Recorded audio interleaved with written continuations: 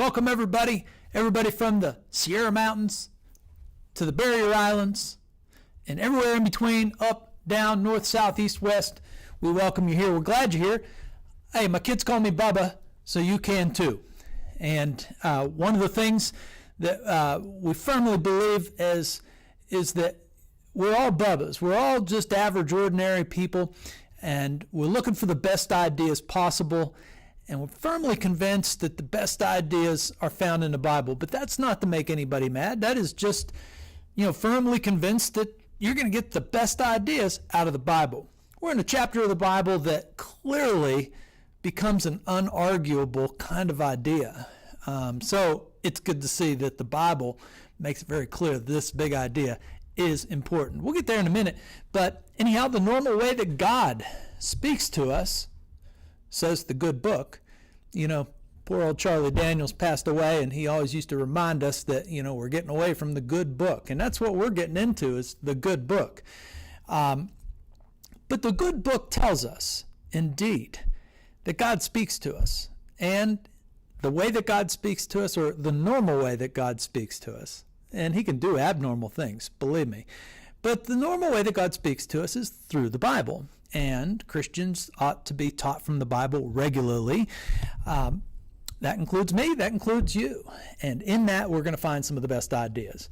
So what we do here is we open up a book of the Bible and we keep working our way from the front to the back of it. We don't skip any sections. We take a look at it, as awkward as it may seem like. We don't ignore it. And so we go from one section to another.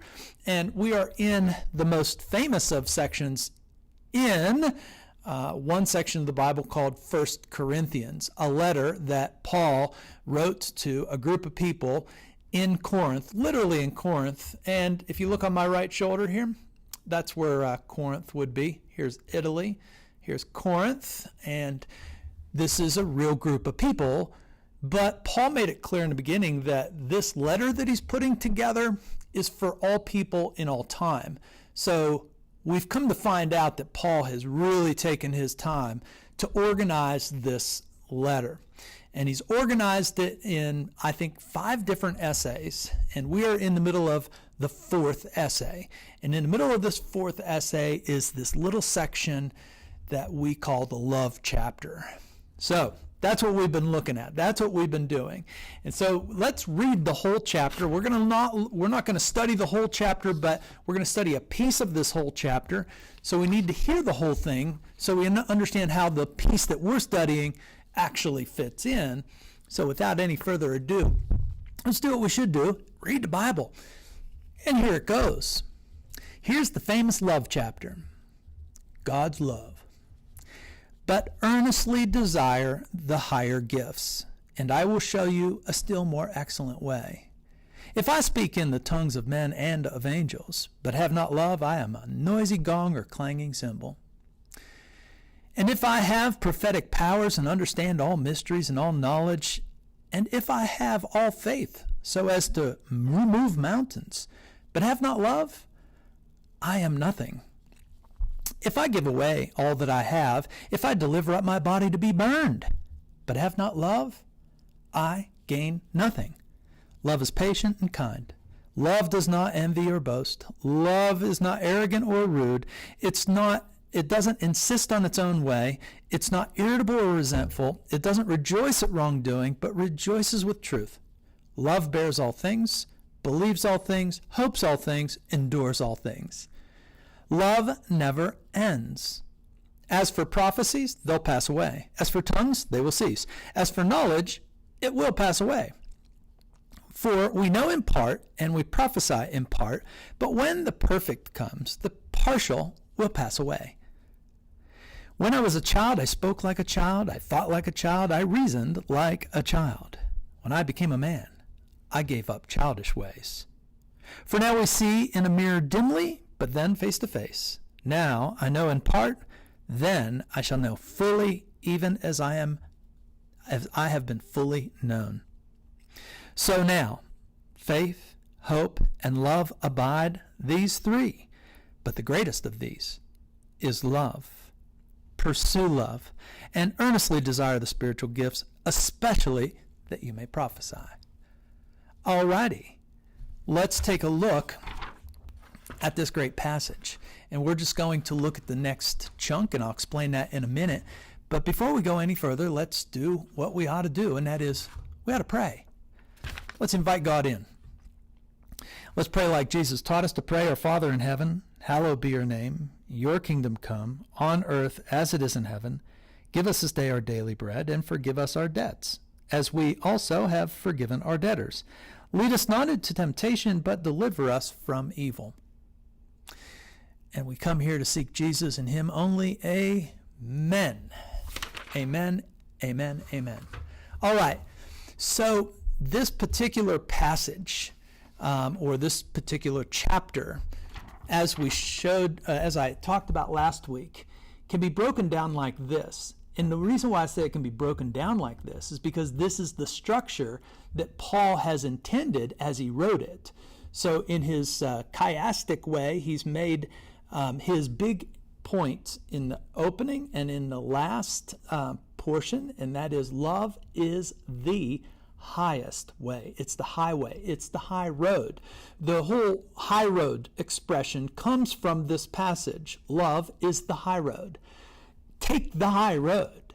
Take this road that'll take you as high, higher than mountains. That's kind of the idea.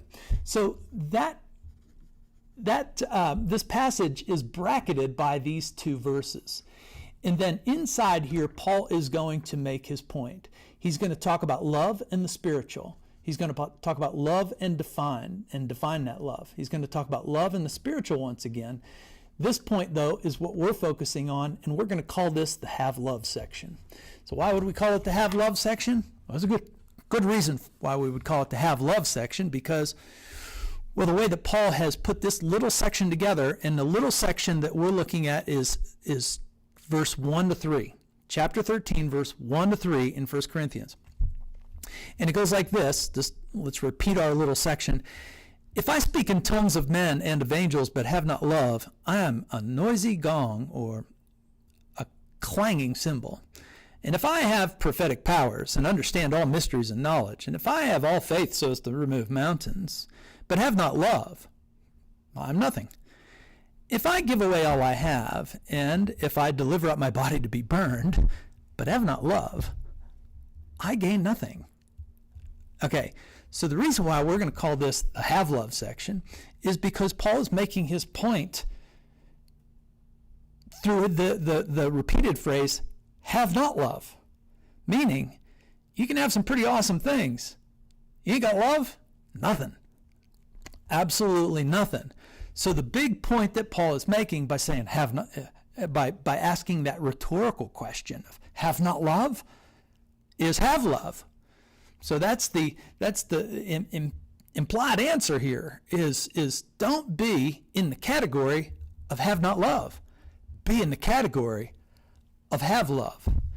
And the exciting thing is that everybody can be in the category of have love. Let's take a look at this step by step. So number one, I think the first thing, well, let's cover some historical background here. Corinth, right here at the bottom of Greece. Corinth is, a place that has existed for thousands and thousands of years. The Romans actually razored it to the ground in like 146 BC, but then they built it back up again. And it's a major port city. But there's something else. There's something else that Corinth is famous for prior to Rome destroying it, and after, Rome owns it. Corinth is always known as an industrial center for brass making and copper making. And so Paul's reference to I am a noisy gong or clanging cymbal is certainly a contextual reference that people in Corinth get. They're like, yeah, making that stuff is noisy and banging that stuff is noisy, and it can be so noisy that you can't hear yourself think. So it's kind of funny, that Paul, in writing this, uses a very specific thing that the Corinthians probably understood better than anybody, but it's not like we can't understand what he's talking about too. So there's a little historical backdrop to that's kind of fun to know. And even today, there are regions around here in the Middle East that are very famous for making their brass and their copper pots and, all of that kind of thing. And they're still terribly noisy places to be. You can find these alleys and streets where, copper, smiths and brass smiths, are working, and it is just a racket. It is just a racket. So we'll dive back in here in a second and see what Paul is talking about. But that's the history, behind the thing. And then the structure that Paul has put into this little part is built around but have not love, because he keeps repeating it. So really, this is another way that the Bible might say that there are really only two groups of people in the world. We've kind of covered this in other ways. But that, categorization, biblically speaking, would really be between those who have not love, those who have love. Now that's funny because we all think that we have love. But Paul and Jesus himself, God himself, is going to challenge our whole idea about love. In fact, as we already mentioned last week, it has to be noted that the word that Paul has used for love is a word that rarely gets used even in his own day. Paul has cherry-picked a Greek word for love called agape. He's cherry-picked that out, and it's a word that is rarely, we don't find it in Greek writings. We don't find it really anywhere else except in the New Testament. We find it in few places, so we know it existed, but it's not the dominant word for love. When the Greeks used the word love, they most often used the word eros, which is that kind of erotic, passion-filled, sexual drive kind of love. And then they also used the word philo, which is the word for family love, brotherly love, sisterly love, and that's important too. But when it comes to word usage, these are the two words that the Greeks used. They often ignored this little word that they had called agape. And Paul, following Jesus' lead, is going to pick up that word, and he is going to build it into the concept that Jesus himself taught and built in his earthly life. So that word is agape, and that word is taking front and center in this, and it is going to pick up the biblical idea of love. And I'll just give you a little hint as to where it's going. I don't want to go too far with this because there's a next section next week. We're going to talk about the definition of love. Paul's going to talk about the definition of love. But for here, we just need to know that the word that he picked for love is the kind of love that just simply means to be inclined to, something that you lean towards, which means something that you care about. And so you lean towards it, you're inclined towards it, you're interested in this thing, you're kind of protective of this thing because you're inclined towards it. It kind of brings with it the idea of when you're inclined towards something, you don't do any damage to that thing. Now remember, this is 2,000 years ago. And Paul is convinced that this is the epicenter of Jesus' teaching while he was on earth. And this is a game changer for the whole entire world. Don't forget, Thomas Hobbes in the 1600s, engaged in some pretty deep philosophy, but that philosophy was kind of all boiled down to, as Thomas Hobbes says, that the old world is nasty, it's brutish, and it is short. And so that is, a pretty accurate view of human history. Life, for most humans, is nasty, it's brutish, and it's short. And so when Paul puts in this word agape and starts building on it, it is in complete contrast to the typical world around us, which is nasty, brutish, and short. And I would propose this. I think that Thomas Hobbes is absolutely right even today, except for the fact that life is much longer than what Thomas Hobbes probably ever imagined. Our life expectancy is now good. And I do believe that it is a kinder place, a loving place, more than we have ever known. And so we're going to, let me actually turn a feature off here. We're going to,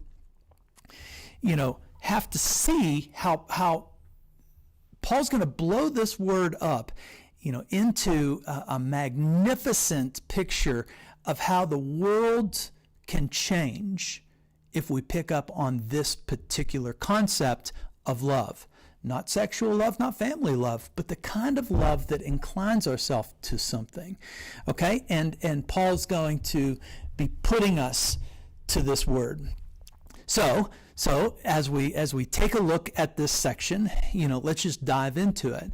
And Paul is going to use the conversation of spiritual gifts and talents, that, we typically would find to be pretty admirable. Paul says, if I speak in tongues of men and of angels.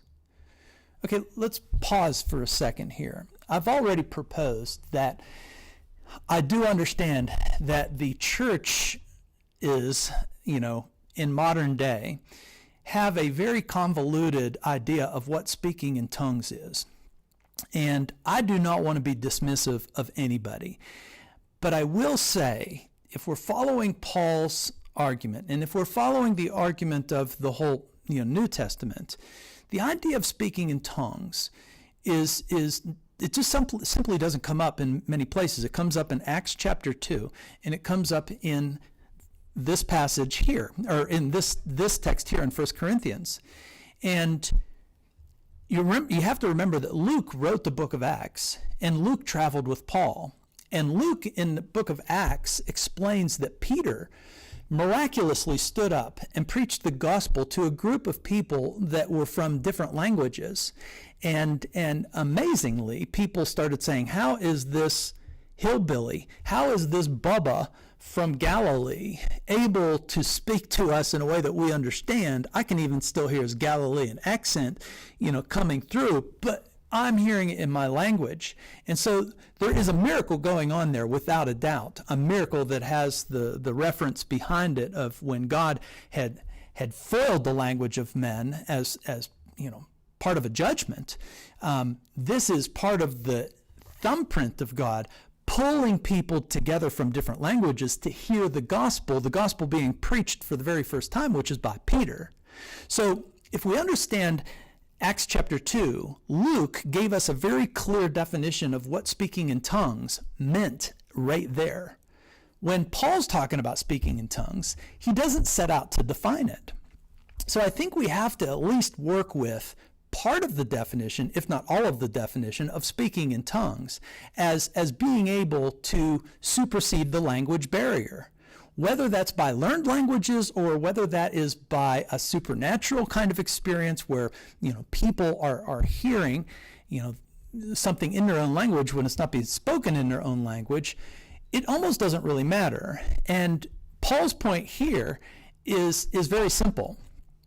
If I do speak in the tongues of men, and what he's saying here is that if I speak in anybody's tongue, if I speak, in any language that there is, and even if I speak in a language that the angels understand, which, man, that would be a miraculous power, right? I mean, that would be like, woohoo, wow, you can speak to angels, man? That is extraordinary. But Paul says, but if you don't have love, you're like a gong, a noisy gong, or clanging cymbals. You're like banging brass, meaning that it is absolutely worth nothing. Worth nothing. If I can speak in every man tongue, and if I can speak the language of angels, then, my lights went out.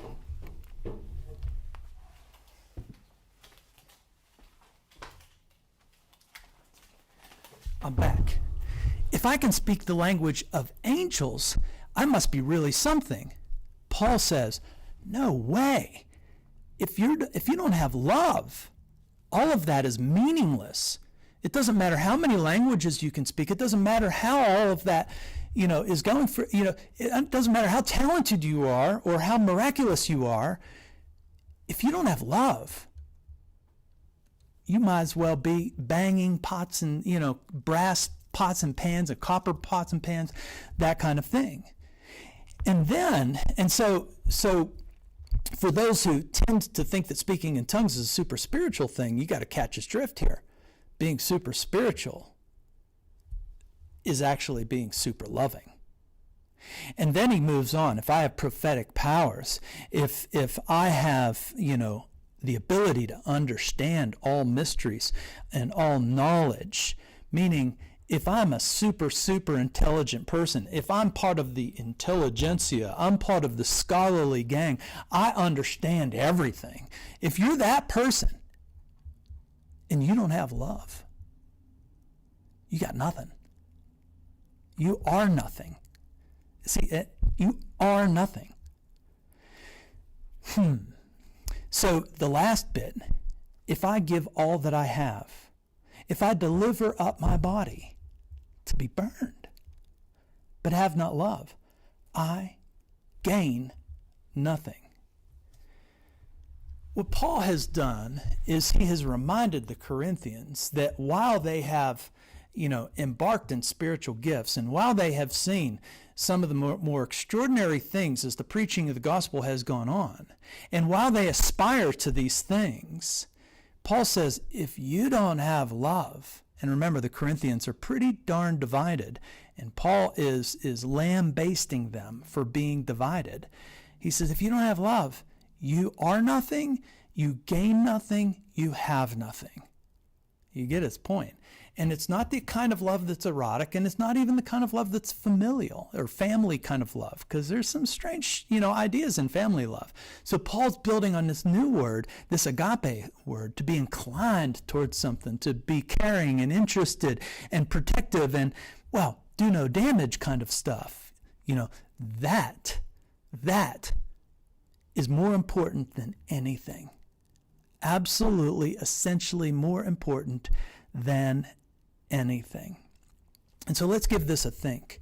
As human beings, we have a tendency, I would say that our prevailing mindset among all of us as human beings is that, first of all, having these kind of gifts or talents or abilities, these kinds of services, these kinds of gifts, these kinds of activities, that they're not really connected to love. And so we have a tendency to act like these extraordinary things that we might have aren't really connected to love. And that leads us as human beings to somehow want to believe that, we're either saved or we're special or we're better than other people by having and acquiring these kinds of things, these abilities, these intelligences, these zeals, we'll even say, because my goodness, how zealous could you be if you give all things away, if you deliver up your body to be burned? Paul says, if you don't have love, it's all for naught. It's a nothing. It's a big fat nothing burger. That phrase, by the way, was just absolutely abused. But it's kind of funny to use it. So this is Paul's point. When it comes to human behavior, we have to recognize that we are inclined to think that there are qualities about us that make us more saved and make us more special and make us better than other people. And we even tend to look at people who have these things and we see them as more saved and we see them as more special and we see them as more better than we are. And Paul says we will have nothing of that. God will have nothing of that. Jesus will have absolutely none of that. None of that. And this is what happens even in church. Yeah, that's right, because we're still sinners when we're in church. And Paul's addressing the church. Don't act like this. Don't think like this. Instead, think different. Instead, Instead, think love. Because when we start thinking that somehow we're saved or better or special because we have these, kinds of abilities, intelligences, or zeals, well, the fact is we're despising those who we see as lesser, and those who see themselves as lesser despise themselves because they think you're better, because you think you're better, and other people will go along with that. But the coolest thing about love is it's the great equalizer. It's got access to everybody. Everybody can access love. Not everybody, as Paul made very clear, not everybody can access tongues. Not everybody can access prophetic powers. Not everybody can access, wisdom or mysteries and knowledge and these kind of things. Not everybody can have that kind of zeal where you give everything away. Instead, what everybody does have access to is love.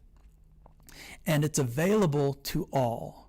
It's available to all ethnicities. It's all available to all skin colors. It's available to all classes of people, rich and poor alike. It is the great equalizer. It is straight from heaven. It is the most spiritual thing you can do, is love. And that's the point that Paul's making.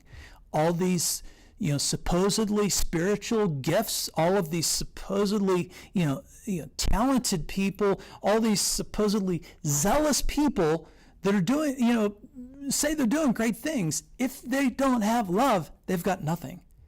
And we all have access to love. And if somebody doesn't have love, then it's not from God, and it's doing God no good. Woo, that's a big message.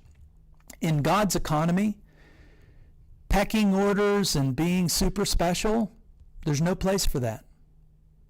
There's no place for that. The old world and the old world ideas of nastiness and brutishness are all built on somehow thinking that there is a better group of people than other people, based on class, based on, knowledge, your level of education, all kinds of things, your ethnicity.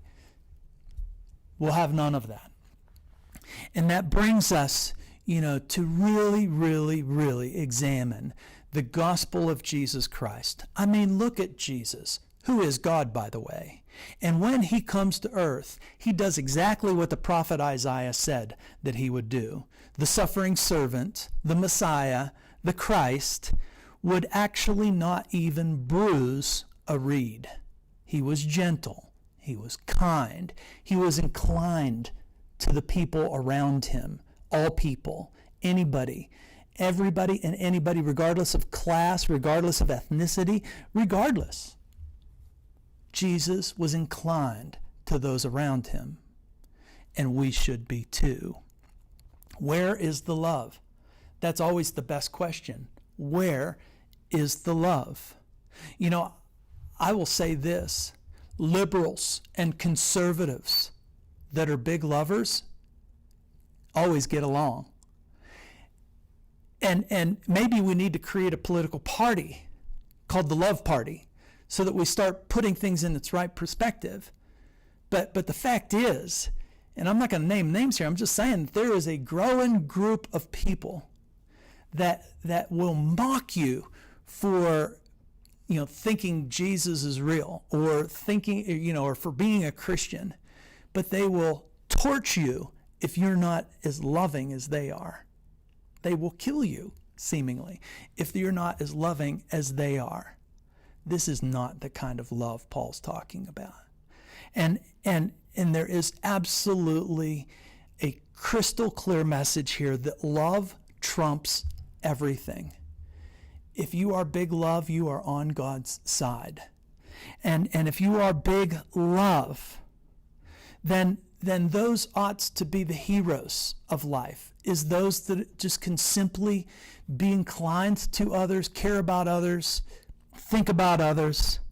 And it's something that we can all rally around. I mean, love trumps everything, but we have a tendency to put heroes heroes in life who are braggers and braggadocio. But biblically speaking, the real heroes that we should have are the heroes of love. People who really do care, and they take the time to care, and they don't bruise anybody. They don't harm people. They don't harm, people who think differently. They're patient and they're kind, and we'll get on to that in next week's talk.